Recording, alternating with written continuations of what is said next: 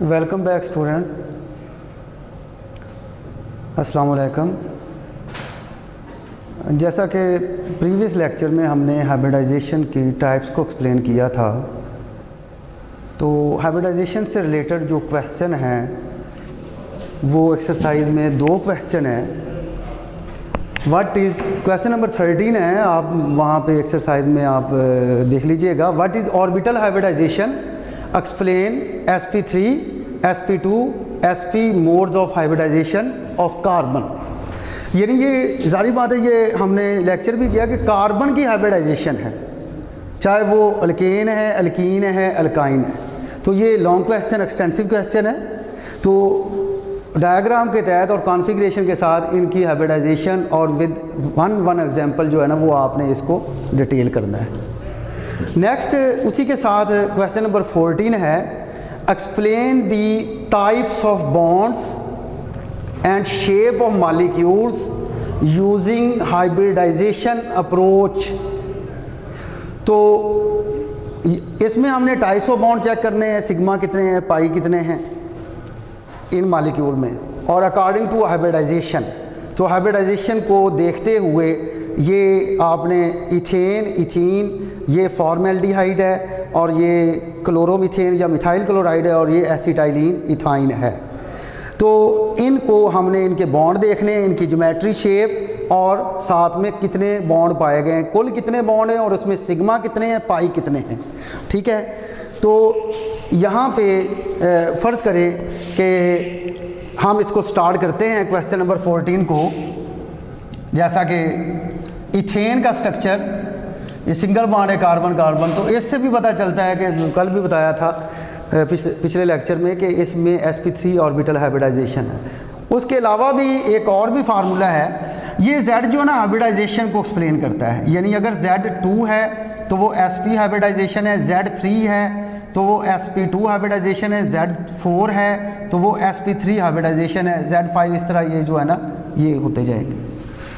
तो इसके लिए Z निकालने का जो फार्मूला है वो है number of sigma bonds plus number of lone pair, किसके, ऑन हाइब्रिडाइज्ड एलिमेंट, जैसा कि कार्बन है या कोई और है जो भी हाइब्रिडाइज्ड होगा। नंबर ऑफ सिग्मा बॉन्ड और number of lone pair of electron. अगर हम इस इथेन के स्ट्रक्चर को देखें तो ये मैंने इसका स्ट्रक्चरल व्यू लिखा है। अब हमने इसकी हाइब्रिडाइजेशन जो है ना वो कैलकुलेट करना है।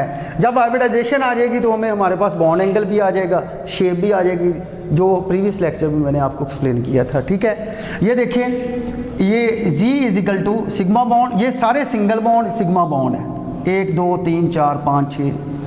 यानी इस कार्बन को देखें तो एक कार्बन के लेना है सेंट्रल एटम, 1 2 3 4, ये Z4 निकला है। इसके भी देखें तो 1 2 3 4, यानी ये भी Z इसका 4 निकल रहा है, इसका भी Z4 निकल रहा है, और Z जिसका 4 निकलेगा वो sp3 ऑर्बिटल हाइब्रिडाइजेशन होगा, sp3। और sp3 और इसमें जो बॉन्ड एंगल है वो फिर बॉन्ड एंगल यहाँ लिख देता हूँ, sp3 से रिलेटेड बॉन्ड एंगल जो है 109.5 डिग्री। जो शेप है वो टेट्राहेड्रल है, ये, और इसमें sp3 ऑर्बिटल हाइब्रिडाइजेशन जो है वो पाई गई है। नेक्स्ट, अगर हम आगे वाले मॉलिक्यूल को देखते हैं, फ़र्ज़ करें ये हमारे पास इथीन का मॉलिक्यूल है, CH2 डबल बॉन्ड CH2, और इसके लिए हम Z निकालना चाहते हैं। तो इसका स्ट्रक्चर व्यू मैं लिखता हूँ ये, और Z का फार्मूला ये कि नंबर ऑफ सिग्मा बॉन्ड और number lone pair. Lone pair carbon पे नहीं है, कार्बन के चारों वैलेंसी जो है सेटिस्फाई है बॉन्ड के साथ। तो इसमें ये जो डबल बॉन्ड है, एक सिग्मा एक पाई है, तो इसका मतलब इसमें जो सिग्मा बॉन्ड है वो 3 है, और इसके भी 3 है।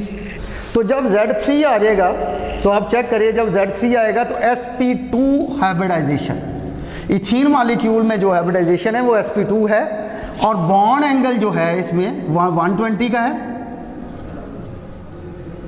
120 और जो शेप है वो है प्लेनर ट्राइएंगुलर। ये उसके बाद ये इथाइन का स्ट्रक्चर है, acetylene CH triple bond CH। तो इसको हम स्ट्रक्चर व्यू में लिखते हैं ये, और इसके लिए हम जी निकालते हैं।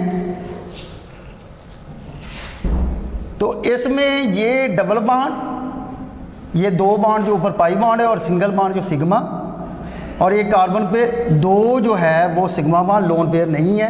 इसका मतलब Z2 निकला, और जब Z2 निकलेगा तो इसकी में हाइब्रिडाइजेशन जो है वो sp होगी, और जब sp होगी तो उसका जो बॉन्ड एंगल है वो 180, और जो शेप है वो लीनियर होगा, वो लीनियर है। इस तरह नेक्स्ट अगर हम बात करें तो हमारे पास ये CH3Cl क्लोरोमीथेन या मिथाइल क्लोराइड, तो इसका स्ट्रक्चर व्यू और इसके लिए जी निकालते हैं हाइड्रोजन हाइड्रोजन हाइड्रोजन, और इसमें एक कार्बन है, सिंगल बॉन्ड है, और इसका Z जो है वो सिंगल बॉन्ड सारे सिग्मा बॉन्ड है, और इसके लिए जी जो है वो 4 निकल रहा है। तो जब 4 निकलेगा तो कौन से hybridisation students? sp3 orbital hybridisation. तो जब sp3 ऑर्बिटल, तो बॉन्ड एंगल कितना होगा? दैट इज 109.5 डिग्री, और शेप आप चेक देख सकते हैं, that is tetrahedral, tetrahedral molecule, ये शेप बिल्कुल मीथेन की तरह। तो नेक्स्ट जो है वो फॉर्मल्डिहाइड, ये methanal according to IUPAC belong to aldehyde, the first member of aldehyde. तो इसका स्ट्रक्चर व्यू ये, तो इसके लिए हम जी फाइंड करते हैं। तो इसके लिए ये देखिए, ये डबल बॉन्ड है, और डबल बॉन्ड में एक जो पाई बॉन्ड है, एक जो है वो क्या है, वो सिग्मा बॉन्ड है। एक सिग्मा बॉन्ड, एक सिग्मा बॉन्ड, एक 3 सिग्मा बॉन्ड। तो कार्बन में ये यहाँ पे लोन पेयर नहीं है, तो Z3 निकला। तो इसका मतलब इसकी जो हाइब्रिडाइजेशन है वो sp2 है, sp2। इसमें कुल 4 बॉन्ड है, 3 सिग्मा है और एक पाई है, और इसमें जो बॉन्ड एंगल है वो 120 का है, और जो शेप है वो प्लेनर ट्राइएंगुलर। ये था स्टूडेंट्स जो प्रीवियस लेक्चर के जो हमारे पास हाइब्रिडाइजेशन अप्रोच से हम किस तरीके से किसी भी मालिक्यूल के शेप को, बॉन्ड एंगल को, ज्योमेट्री को हम डिटरमिन कर सकते हैं। हमारा आज का जो लेक्चर है that is the isomerism. Isomerism last article of this chapter. Isomerism, types of isomerism. तो सबसे पहले अगर हम आइसोमरिज्म, आइसोमर्स,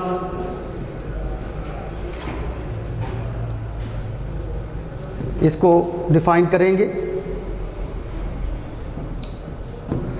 इसमें पूरा इमेज है, आप चेक कर सकते हैं। बेसिकली ये आपका इतना सिलेबस तो नहीं है, लेकिन मैंने इसको मुकम्मल डिटेल से आइसोमरिज्म की टाइप्स को जो है ना वो एक ब्रांच की जो सब ब्रांचेस डिविजन्स हैं वो उसकी सूरत में जो है ना वो प्रेजेंट किया है। बेसिकली जनरली 2 टाइप्स होती हैं, that is structural isomerism and stereoisomerism. और स्ट्रक्चरल आइसोमरिज्म फिर इसकी टाइप्स 5 जो आपके सिलेबस में हैं: chain isomerism, position isomerism, functional group isomerism, metamerism and tautomerism. और स्टीरियो आइसोमरिज्म की मेन 2 क्लासेस हैं, conformational isomerism and configurational isomerism, यानी नॉन सेपरेबल और सेपरेबल। इनको सेपरेट नहीं कर सकते, इनको कर सकते हैं। और ये जो कॉन्फिगरेशनल आइसोमरिज्म है that is further classified into 2 categories. Number 1 is called enantiomers and diastereomers. ये मिरर इमेज शो करते हैं, ये मिरर इमेज शो नहीं करते। और एनेंटियोमर और डायास्टीरियोमर में आपका जो सिलेबस है, यानी उसमें हम ऑप्टिकल आइसोमरिज्म और ज्योमेट्रिकल आइसोमरिज्म को जो डिस्कस करते हैं, और जो एनेंटियोमर में सिर्फ ऑप्टिकल आइसोमरिज्म को डिस्कस किया जाता है। आपका जो सिलेबस है वो डायास्टीरियोमर्स में geometrical isomer, GI, geometrical isomerism, geometrical isomerism. तो इसमें हमारे पास ये मेन एक्सप्लेन करना है स्ट्रक्चरल आइसोमरिज्म की 5 टाइप्स, और इसमें just only geometrical isomerism, that is also called cis trans isomerism, उसको हम सिस ट्रांस आइसोमरिज्म का नाम भी देते हैं। तो उससे पहले इसको हम स्टार्ट लें, आइसोमर्स क्या हैं। Isomers 2 or more than 2 compound, ये जनरल डेफिनेशन आइसोमर्स की, 2 or more than 2 compound having same molecular formula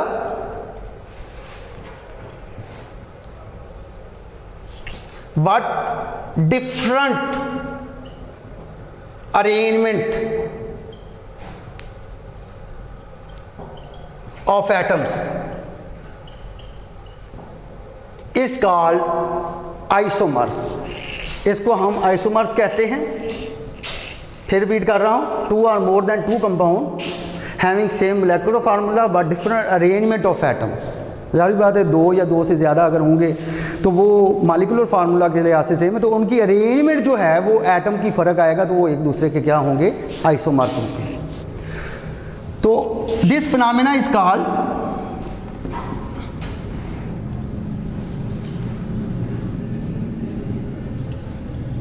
isomerism.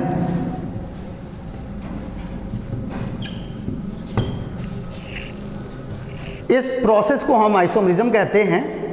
जैसा कि फॉर एग्जांपल अगर हम जनरल कोई भी एक, मैं यहाँ पे अगर ये शॉर्ट क्वेश्चन आता है तो इसकी डेफिनेशन के साथ इसकी एग्जांपल भी देना पड़ेगा। अभी तो टाइप्स की जानब मैं नहीं जा रहा, तो इसमें देखें आप एक सिंपल सी एग्जांपल फ़र्ज़ करें, ये 4 कार्बन अल्केन से related, normal chain, no branching, that is n butane. 3 carbon लगा दें, 1 कार्बन इधर ब्रांच पे लगा दें, तो दिस इज द आइसोब्यूटेन। ये 2 मुख्तलिफ कंपाउंड हैं, ये और ये, एन ब्यूटेन, आइसोब्यूटेन। आप चेक कर सकते हैं कि ये स्ट्रेट चेन में है, ये ब्रांच चेन में। अरेंजमेंट ऑफ एटम का फ़र्क है, एटम सेम है दोनों में, उनकी अरेंजमेंट का जब फ़र्क होगा तो उसको हम कहेंगे आइसोमर, और इस फिनोमेना को कहेंगे हम आइसोमरिज्म। अब इसको हम अगर कंबाइन करते हैं तो 1 2 3 4 कार्बन है, हाइड्रोजन 7 5 7 10, और इसको आइसोब्यूटेन वाले को 1 2 3 4, ये 6 7 10। देखिए दोनों का मॉलिक्यूलर फार्मूला सेम आ रहा है, लेकिन अरेंजमेंट ऑफ एटम में क्या है, डिफरेंस है। इनकी अरेंजमेंट और तरीके की है, इनकी अरेंजमेंट और तरीके की है, तो इनको हम कहेंगे आइसोमर, और इस फिनोमेना को हम कहते हैं आइसोमरिज्म। नेक्स्ट स्टूडेंट, ये तो था आइसोमर्स एंड आइसोमरिज्म।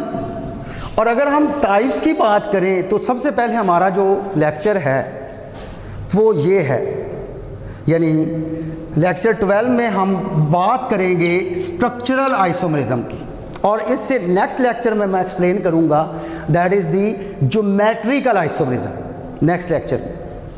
अब लेक्चर जो है वो ये जो हमारा कंटिन्यू है, इसमें स्ट्रक्चरल आइसोमरिज्म क्या होते हैं, स्ट्रक्चरल आइसोमरिज्म सबसे पहले डेफिनेशन, और फिर उसकी मुकम्मल टाइप्स 5 टाइप्स, जिसको सेपरेट अलग-अलग जो है वो मैं एक्सप्लेन करूंगा डेफिनेशन और एग्जाम्पल के साथ। तो स्ट्रक्चरल आइसोमरिज्म क्या होंगे, same molecular formula but different structural formula. The isomers which have same molecular formula but different structural formula, different structures, इसी वजह से इसको स्ट्रक्चरल आइसोमरिज्म कहते हैं। कि इसमें स्ट्रक्चरल फार्मूला के लिहाज से, स्ट्रक्चर के लिहाज से, यानी दो स्ट्रक्चर आपके सामने नज़र आ रहे हैं, वही ले लें कि वो हमारे पास ये दो स्ट्रक्चर्स हैं। ये देखें, ये स्ट्रक्चर और कैटेगरी का, ये स्ट्रक्चर और कैटेगरी का, लेकिन ये दोनों एक दूसरे के आइसोमर हैं। तो same molecular formula but different structure formula are said to be structural isomers and this phenomena is called structural isomerism. Structural isomerism exist 5 types of isomerism, 5 types, 1 2 3 4 5, 5 इसकी टाइप्स हैं। नंबर 1 जो है वो मैं उसको एक्सप्लेन कर रहा हूँ। Number 1 is called chain isomerism.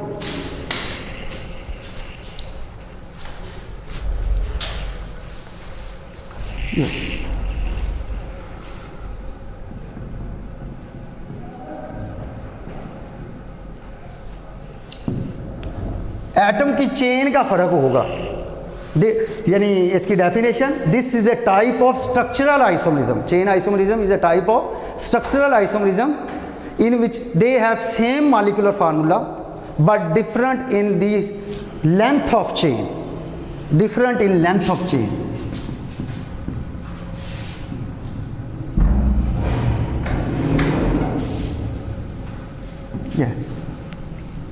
जैसा कि ये अगर हम अल्केन पे बात करें तो ये बेस्ट इसकी एग्जांपल काफ़ी ज़्यादा दे सकते हैं आप एग्जांपल।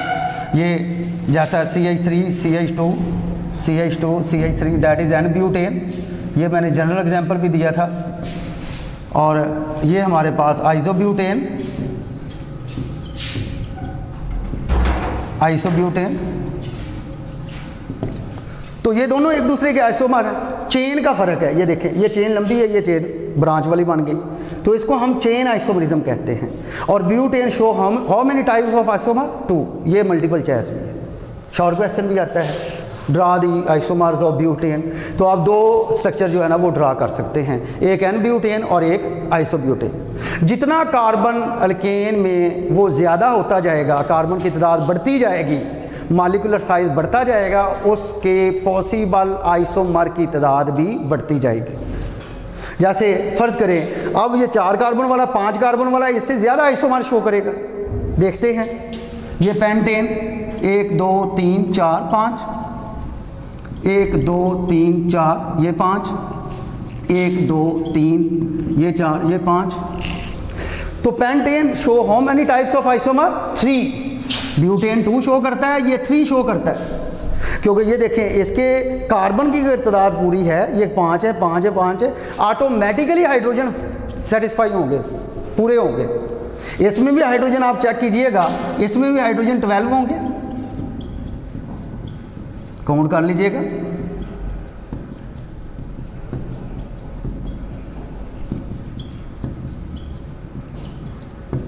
ये, और इसका नेम है एन, नॉर्मल है, n pentane, single branch secondary carbon पे, ये आइसोपेंटेन,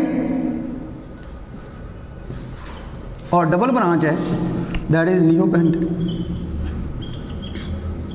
ये इनके नाम जो है, स्ट्रक्चर तो आपको प्रीवियस भी मैंने कुछ किसी लिहाज से समझाए थे प्रीवियस लेक्चर में, लेकिन इनकी जो नेमिंग है वो चैप्टर नंबर 8 में नॉमेनक्लेचर आ रहा है, उसमें हम ये सारे डिस्कस करेंगे। Nomenclature of alkane, nomenclature of alkene and alkyne according to IUPAC, international union of pure and applied chemistry. तो इसमें जो पेंटेन है वो 3 आइसोमर शो करता है, और ये that is belong to chain isomerism, क्योंकि ये देखें चेन का फ़र्क है, ये लंबी चेन है, ये उससे छोटी चेन है, ये उससे भी छोटी होगी, ब्रांच में कन्वर्ट हो गई। तो ये मैंने पहली टाइप को एक्सप्लेन किया, that is the chain isomerism. Number 2 is the position isomerism. Position isomerism नाम से ज़ाहिर है,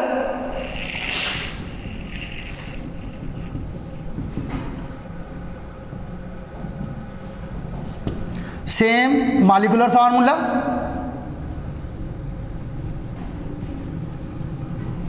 same function group,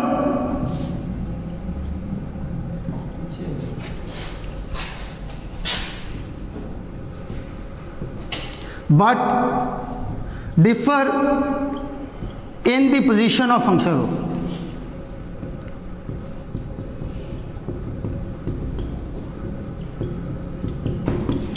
functional group. Same, फिर मैं रिपीट कर रहा हूँ, position isomerism is also a type of structural isomerism, that is the number 2 isomerism. Position isomerism is a type of structural isomerism that having same molecular formula, same function group. दो compound या दो से ज़्यादा को अगर आप एक दूसरे के आइसोमर बना रहे हो तो सेम फंक्शन ग्रुप, लेकिन उसके फंक्शनल ग्रुप की पोजीशन में जब क्या आएगा, उनकी लोकेशन पोजीशन में फ़र्क आएगा, तो उनको हम कहेंगे position isomers and the phenomena is called position isomerism. जैसा कि फॉर एग्जांपल ये देखें, ये एक example belong to alkene family, यहाँ कार्बन कार्बन डबल बॉन्ड लगा दिया और यहाँ पे कार्बन कार्बन डबल बॉन्ड लगा दिया। अब मैं इसकी वैलेंसी सेटिस्फाई करता हूँ। ये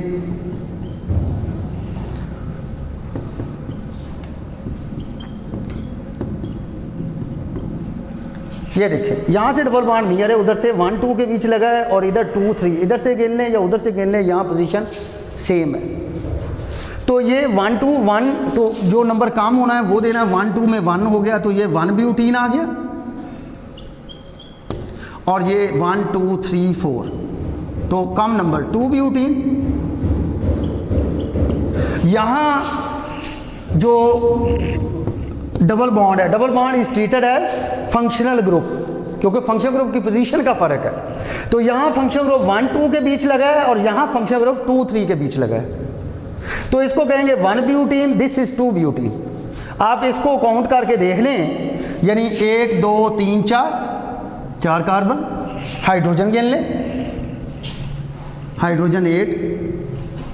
तो यहाँ भी देखें 1 2 3 4 कार्बन हैं और 3 4 5 3 8, यहाँ भी हाइड्रोजन 8। तो इसका मतलब ये भी क्या है, ये फंक्शनल ग्रुप आइसोमरिज्म है, क्योंकि इनमें मेन फंक्शनल ग्रुप की पोजीशन, फंक्शनल ग्रुप सेम है दोनों में, यहाँ भी डबल बॉन्ड है, यहाँ भी डबल बॉन्ड है, लेकिन उनकी पोजीशन का फ़र्क है। So called functional group isomer and the phenomena is called functional group isomerism.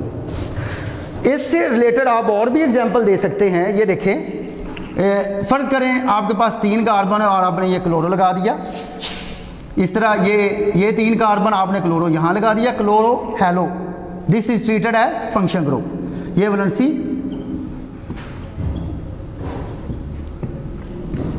पूरी होगी, यहाँ पे ये आ गया और इसको इधर से गिनेंगे तो दिस इज 1 क्लोरोप्रोपेन, और यहाँ पे 2 पे क्लोरो, तो वो 2 chloropropane, this is 1 chloropropane,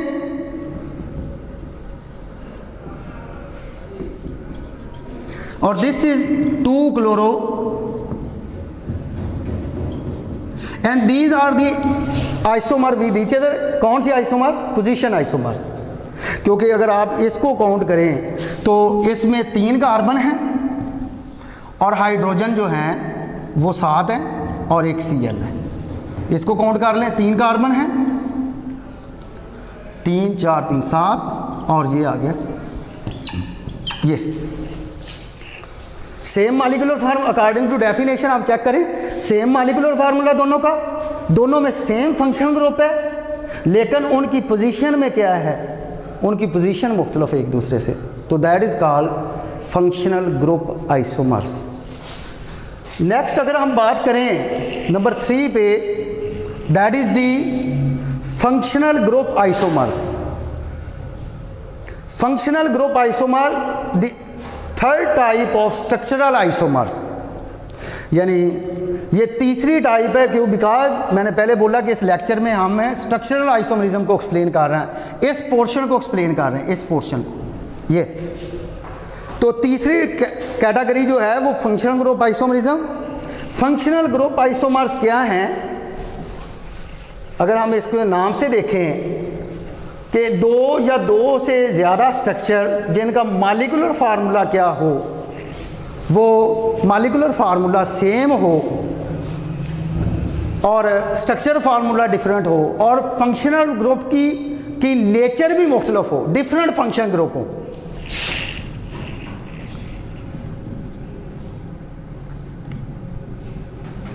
functional group isomerism क्या क्या है इसकी definition? Same molecular formula but different functional group, यानी फंक्शनल ग्रुप भी दोनों में मुख्तलिफ है,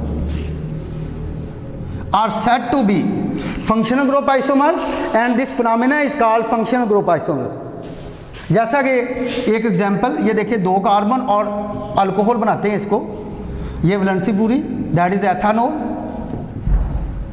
बिलोंग टू अल्कोहल फैमिली, क्योंकि इसमें ये हाइड्रोक्सिल आया है, इसका अल्कोहल फंक्शनल ग्रुप से रिलेशन है अल्कोहल। ये ईथर है, ये ईथर होते हैं, ये प्रीवियस लेक्चर में मैंने ये फंक्शनल ग्रुप में सारा एक्सप्लेन किया हुआ है। यहाँ 2 कार्बन लगा दें, क्योंकि इसमें 2 कार्बन है तो कार्बन की तादाद तो मेंटेन रखनी पड़ेगी, बिकॉज दीज आर आइसोमर, ये दोनों एक दूसरे के आइसोमर। और यू नो आइसोमर क्या है, सेम मॉलिक्यूलर फार्मूला। तो उसमें अगर हम इसके वैलेंसी एडजस्ट करें, ऑक्सीजन की पूरी होगी, कार्बन की पूरी होगी, that is di methyl ether. ये 2 मिथाइल लगे क्योंकि CH3 बॉन्ड मिथाइल एक अल्काइल ग्रुप है, और ये भी मिथाइल है, तो यहाँ पे हम यूज़ करेंगे प्रीफिक्स डाई, तो डाई मिथाइल ईथर। तो इसमें हमारे पास ये देखें, ये इसमें अल्कोहल आ गया और इसमें ईथर फंक्शनल ग्रुप आ गया। तो अकॉर्डिंग टू डेफिनेशन दोनों का मॉलिक्यूलर फार्मूला क्या है, सेम है, लेकिन फंक्शनल ग्रुप एक दूसरे से क्या है, डिफरेंट है, मुख्तलिफ है। So called functional group isomerism. आप इसको चेक करें, C2 यहाँ पे 2 कार्बन है, हाइड्रोजन 5 और 1 6, या हाइड्रोजन 6 आ गया ऑक्सीजन, और यहाँ पे कार्बन 2 हैं और हाइड्रोजन 6 हैं और ऑक्सीजन। तो आप चेक करें कि दोनों का मॉलिक्यूलर फार्मूला क्या आ रहा है, सेम आ रहा है, दोनों का मॉलिक्यूलर फार्मूला सेम आ रहा है। लेकिन जो कंडीशन है, जो डेफिनेशन उसके मुताबिक देखें ज़रा, फंक्शनल ग्रुप आइसोमरिज्म जो हैं वो वही होंगे कि 2 ऐसे स्ट्रक्चर या 2 से ज़्यादा ऐसे स्ट्रक्चर जिनमें आप हर स्ट्रक्चर में फंक्शनल ग्रुप मुख्तलिफ ऐड करेंगे, और फिर लकली उनके जो है ना वो मॉलिक्यूलर फार्मूला भी सेम है। जैसे ये देखें, अल्कोहल आ गया, जैसे ईथर आ गया, ये दोनों एक दूसरे के फंक्शनल ग्रुप आइसोमर्स हैं। नेक्स्ट हमारे पास है metamers, that is the 4th type of structural isomer. तो मेटामरिज्म ये also type of structural isomer that having same molecular formula but different number of carbon atom on either side of the same functional group। यानी metamerism में क्या है, पहले इसकी definition, same molecular formula but different number of carbon atom on either side of the same functional group are said to be metamers, and this phenomena is called metamerism। तो इसमें अगर same functional group है तो जारी बात है, 2 structure मैं ये लिख रहा हूँ, ये देखें अकॉर्डिंग टू डेफिनेशन को मद्देनजर रख के हम इसकी एग्जांपल को देखेंगे।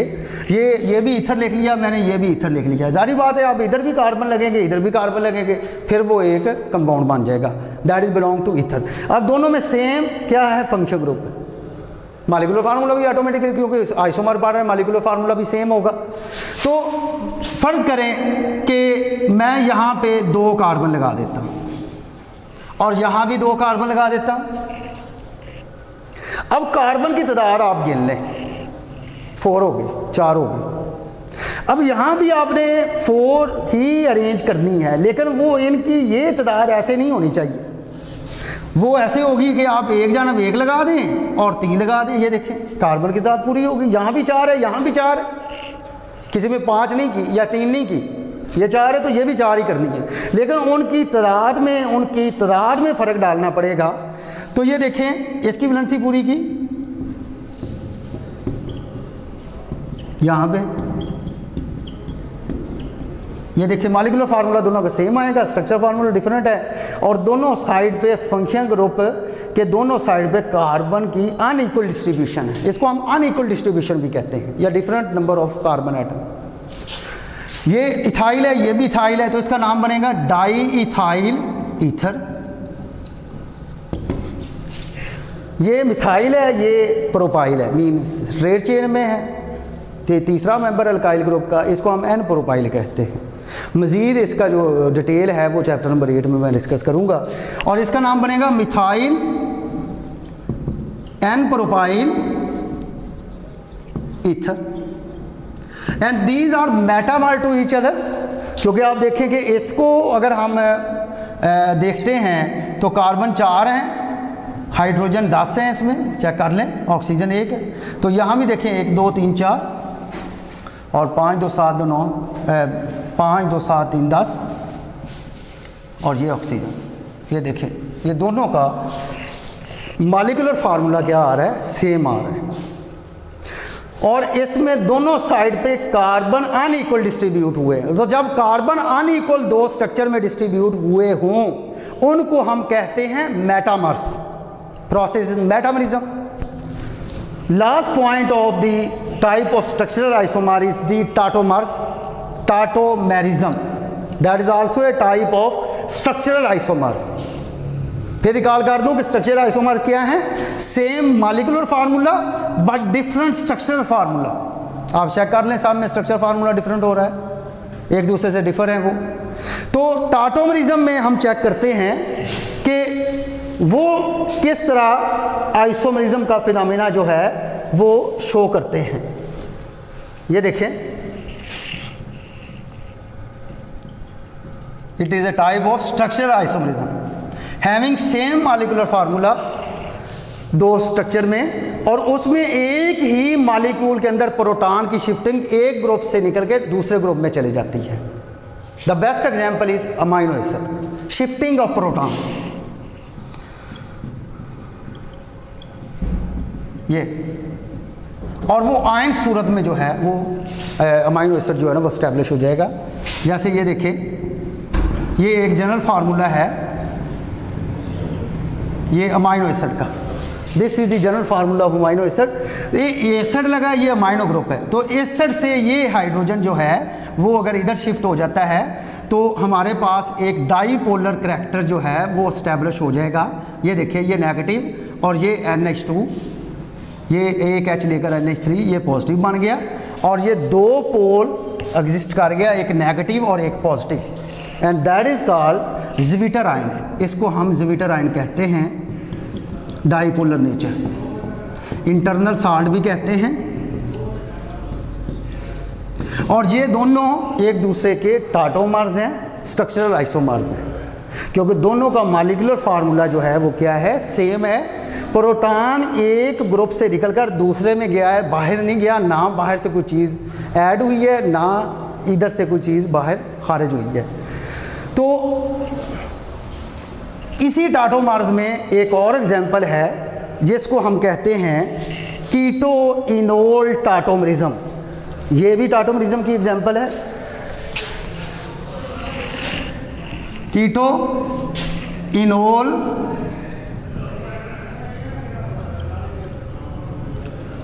टाटोमरिज्म। इसमें क्या होता है, एक कीटोन है, ये देखें आप, ये कार्बन है, ये दोनों साइड पे ये।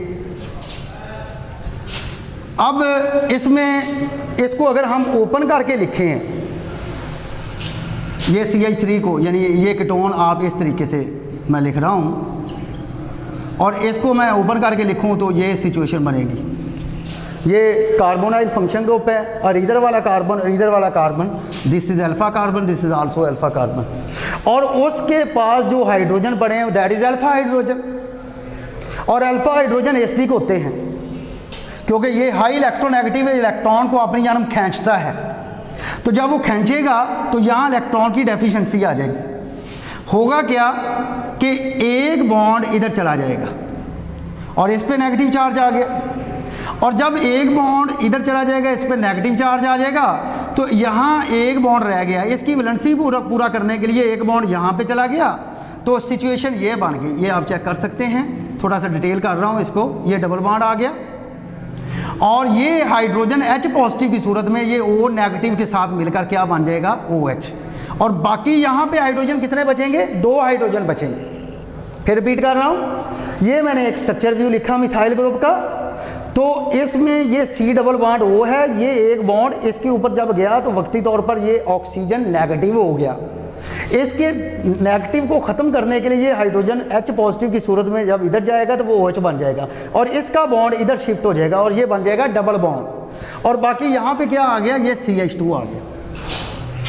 और इसमें ये दो फंक्शन ग्रुप पाए गए, एक अल्कोहल और एक डबल बॉन्ड, और इसको इनोल कहते हैं, इनोल। और ये क्या था, कीटोन से कीटो, तो इसी वजह से कीटो इनोल। इनोल वो स्ट्रक्चर्स होते हैं, ज़हन में रखिएगा, इनोल वो स्ट्रक्चर्स हैं, ऑर्गेनिक कंपाउंड हैं कि जिनमें दो बाई फंक्शनल हो, यानी दो फंक्शनल ग्रुप हों, एक डबल बॉन्ड हो और एक हाइड्रोक्सल ग्रुप हो।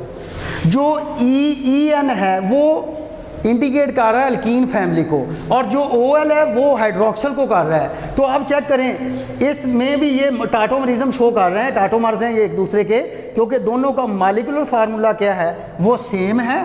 एक ग्रुप में से एक प्रोटॉन निकलकर दूसरे ग्रुप में चला गया है, तो इसका मतलब शिफ्टिंग ऑफ प्रोटॉन हुआ है, शिफ्टिंग ऑफ प्रोटॉन। तो इसी में इसमें भी यही शो किया है, इसमें भी यही शो किया है कि ये जो प्रोटॉन है H पॉजिटिव की सूरत में वो ऑक्सीजन के साथ मिलकर OH ग्रुप का जो है ना उसने लिंक कर लिया है, और ये OH बन गया, और यहाँ पे ये सिंगल बॉन्ड डबल बॉन्ड में कन्वर्ट हो गए। तो यहाँ पे इनोल बना, किससे बना, कीटोन से, so called keto enol tautomers, and the phenomena is called keto enol टाटोमराइजेशन।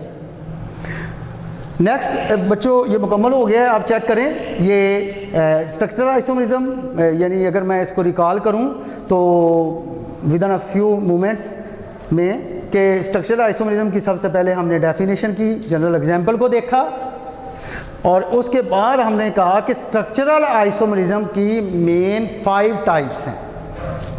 Chain isomerism, position isomerism, functional group isomerism, metamerism, tautomerism. इन सब को स्टूडेंट्स आपने डेफिनेशन और कम से कम एक एग्जांपल तो ज़रूरी है, मैंने कई आइसोमर्स की 2-2 एग्जांपल भी दी हैं, तो कम से कम एक एग्जांपल जो है वो आपने लाजमी